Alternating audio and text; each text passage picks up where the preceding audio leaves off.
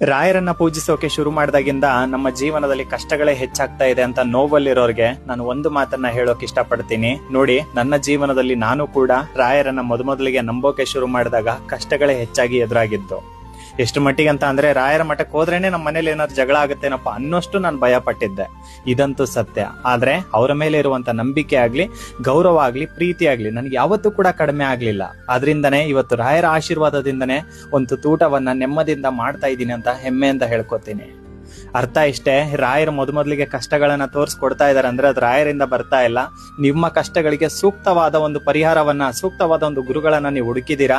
ಕಷ್ಟಗಳಿಗೆ ಉಳಿಗಾಲ ಇಲ್ಲ ಅಂದಾಗ ಕಷ್ಟಗಳು ನಿಮ್ಗೆ ತೊಂದರೆನ ಕೊಡಕ್ ಶುರು ಮಾಡುತ್ತೆ. ಆದ್ರೆ ರಾಯರನ್ನ ಪೂಜಿಸಿ ಯಾರು ಕೂಡ ಏನನ್ನೂ ಸಹ ಕಳ್ಕೊಂಡಿಲ್ಲ, ಪಡ್ಕೊಂಡವರೇ ಹೆಚ್ಚು. ನಿಮ್ಮ ಜೀವನ ಕೂಡ ರಾಯರು ಉದ್ಧಾರ ಮಾಡ್ತಾರೆ.